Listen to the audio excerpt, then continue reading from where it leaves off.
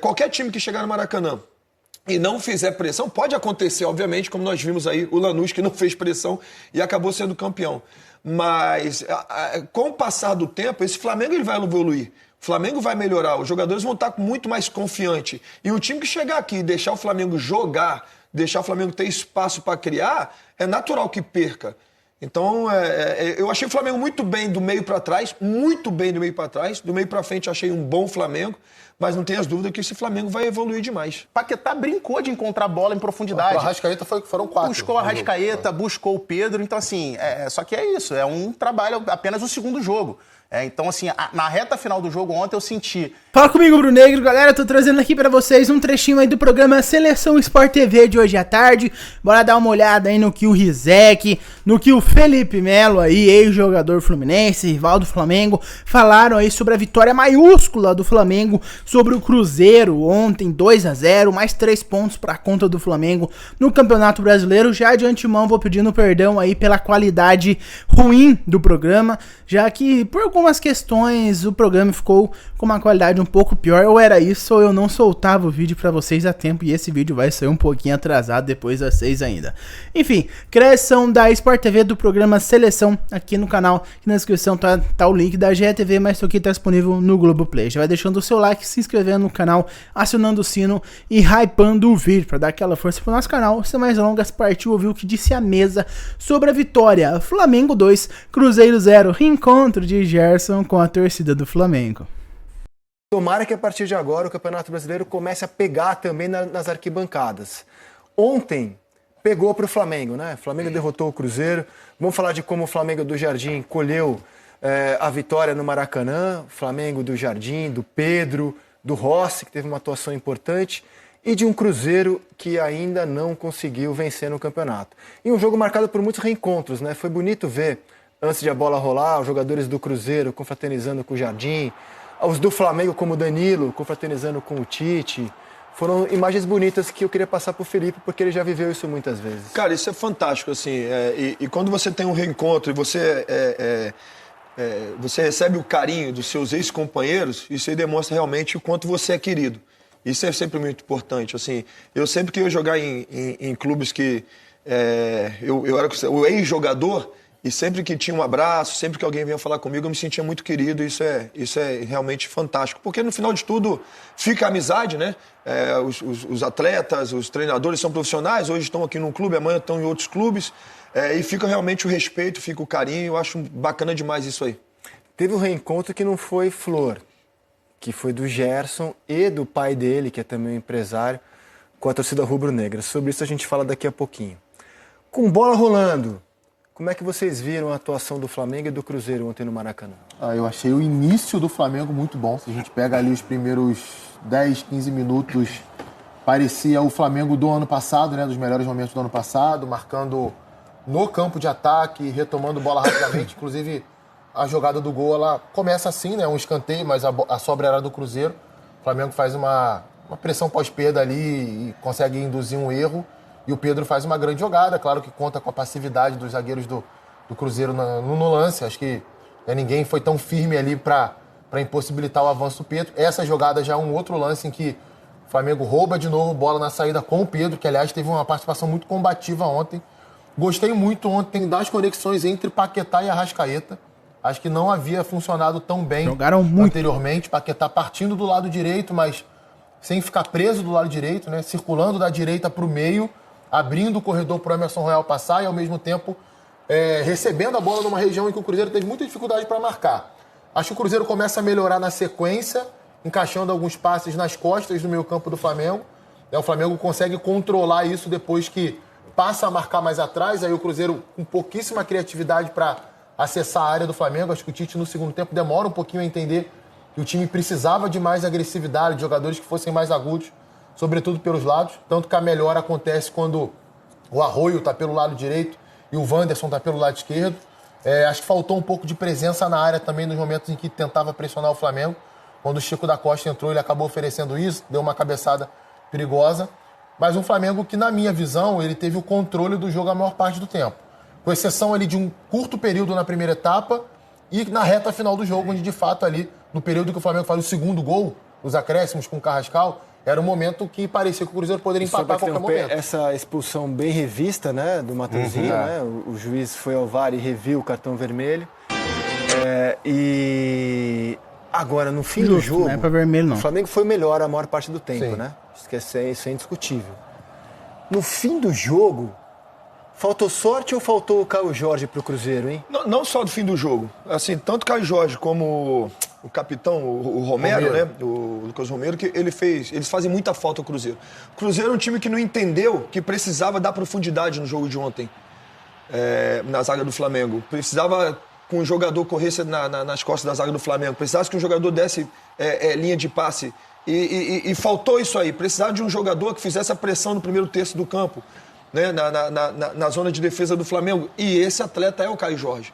Então, assim, o Flamengo dominou a maior parte do jogo porque não teve uma pressão da outra parte. E o Cruzeiro, desse mesmo treinador que hoje é do Flamengo, do Jardim, ano passado, era um Cruzeiro forte muito por isso, por essa pressão que fazia com o Caio Jorge. Eu esperava que mesmo sem o Caio Jorge, o Tite fosse fazer com que o Cruzeiro fizesse essa pressão. Qualquer time que chegar no Maracanã e não fizer pressão, pode acontecer, obviamente, como nós vimos aí, o Lanús que não fez pressão e acabou sendo campeão. Mas, com o passar do tempo, esse Flamengo ele vai evoluir. O Flamengo vai melhorar, os jogadores vão estar muito mais confiantes. E o time que chegar aqui e deixar o Flamengo jogar, deixar o Flamengo ter espaço para criar, é natural que perca. Então, eu achei o Flamengo muito bem do meio para trás, muito bem do meio para trás. Do meio para frente, achei um bom Flamengo, mas não tenho as dúvidas que esse Flamengo vai evoluir demais. Corroborando com o que o Felipe e o Coutinho disseram também, acho que concordo com essa questão da profundidade, que foi o que faltou, e aí eu acho que não foi nem só a questão do Caio Jorge. Acho que é a questão de característica dos jogadores de lado mesmo. Porque, como o Coutinho disse, o Cruzeiro melhora a partir da entrada de jogadores que são mais de velocidade, de ataque ao espaço. Ele entra com a opção do Gerson pela esquerda e do Christian pela direita, que são mais meias que jogam abertos pelo lado do campo, trazendo esse jogo, buscando mais o jogo por dentro, do que exatamente esses jogadores de velocidade e profundidade. O Cruzeiro melhora no segundo tempo. Mas acho que o Cruzeiro melhora também em cima de uma deficiência que esse Flamengo ainda tem, e é um trabalho que eu acho que o Leonardo Jardim vai ter para conseguir adaptar isso à maneira dele de gostar do jogo. Ele é um treinador, diferentemente do Felipe, ele é muito ofensivo, gosta dessa pressão alta também, mas ele é um treinador que tem uma ideia mais maleável com relação a essa questão da posse de bola, do controle sem a posse de bola. O Felipe era um treinador que o controle do jogo para o Felipe passava absolutamente pela questão da posse de bola. O Flamengo, se eu não me engano, na temporada passada, só 2 vezes, numa temporada inteira de 70 jogos, o Flamengo terminou o jogo com menos posse de bola que o adversário. O Flamengo ontem... Você não acha que isso pode mudar? Porque os times do Jardim, né, os principais, o Mônaco e o Cruzeiro, não eram os melhores elencos das competições que ele disputava. Você não acha que isso pode mudar, tendo em mãos esse grupo de jogadores que ele tem? Então, eu acho que ele vai, na verdade, ele vai adaptar isso, a característica dos jogadores, à maneira dele de jogar e vice-versa. Por quê? Quando eu digo mais maleável o Flamengo no primeiro tempo, por exemplo, os 15, 20 primeiros minutos, o Flamengo tinha muito mais o controle através da posse de bola. Só que ele não faz questão de ter a posse de bola durante os 90 minutos. O tempo todo. Então, mas assim, o exemplo a última claro meia hora... disso é a final. O exemplo claro disso é a final contra o Fluminense. As primeiras 2 bolas do Flamengo, o Flamengo deu 2 chutes, 2 passes longos. Jogou, transferiu a pressão. E depois eu entrevistei o Pedro, eu perguntei pro Pedro. Falei, Pedro, mas vem cá, esse chutão já é algo do novo treinador?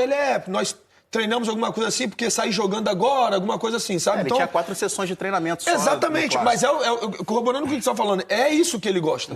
Ele não gosta de propor jogo, ele não gosta de pegar e tem que sair jogando do lado do goleiro. É um tipo diferente de jogo. Aí, ao decorrer do jogo, o Flamengo foi vendo que o Fluminense não estava fazendo a pressão alta e o Flamengo começou a jogar. Tanto que no segundo tempo, quando o Fluminense muda a postura e começa a pressionar, os primeiros minutos assim foi um caos para o Flamengo. O Flamengo conseguia sair jogando.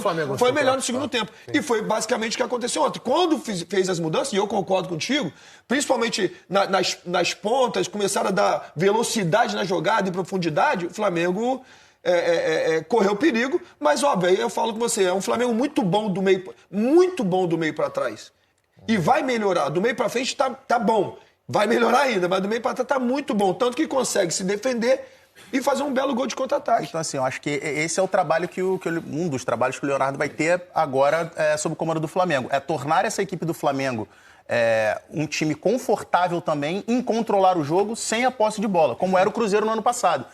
Tanto é que várias vezes a gente falava, o Cruzeiro é o time que tem o contra-ataque mais mortal do Brasil, mas não era que o Cruzeiro só sabia jogar contra-atacando. O Cruzeiro, quando precisava propor, quando tinha posse de bola, tinha jogada, tinha mecanismo para encontrar espaço. Só que quando o Cruzeiro recuava, a equipe adversária atacava de maneira desorganizada, a transição do Cruzeiro era um negócio impecável. Tanto é que em vários momentos do jogo, o Paquetá com espaço, com a posse de bola, sem marcação próxima, o Paquetá brincou de encontrar bola em profundidade. O Arrascaeta foram 4. Buscou o Arrascaeta, buscou o Pedro. Então, assim, só que é isso. É um trabalho, apenas o segundo jogo.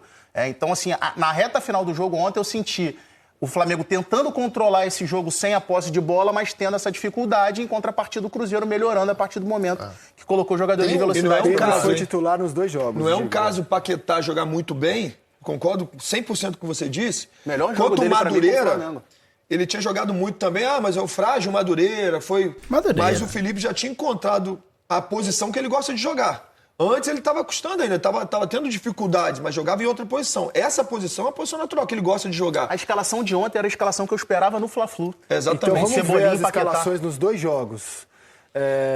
Contra o Fluminense e contra o Cruzeiro. Tá aí, Pedro, para ilustrar o seu comentário. São 3 mexidas. São 3 mexidas. Provavelmente ele faz a troca em cima de parte física. Provavelmente, né? Por que você esperava a escalação de ontem contra o Fluminense? Bom, assim, primeira coisa, eu queria debater depois o Pedro, né? Que foi titular nos 2 jogos e ontem... E acho que vai ter sequência, porque quando perguntado sobre jogadores para essa posição, ontem ele falou de novo sobre isso. Ele falou, o Plata não é um avançado no português de Portugal, é o centroavante, é o cara da área. E o Ian, né, ele chamou o Wallace de Ian. E o Ian é um gajo, é muito jovem, precisa evoluir. Então o Pedro vai ter mais minutos, cara, ele vai ter mais sequência. E tá mostrando, né? Porque ontem deu carrinho e tudo, né? Sim. Pois bem, aqui vamos dar uma olhadinha aqui nas diferenças. As substituições na ponta esquerda, ele fez as mesmas, só mudou ali, ponta esquerda, só mudou no Fla-Flu. Tava o Lino como titular, aqui já começou o Cebolinha.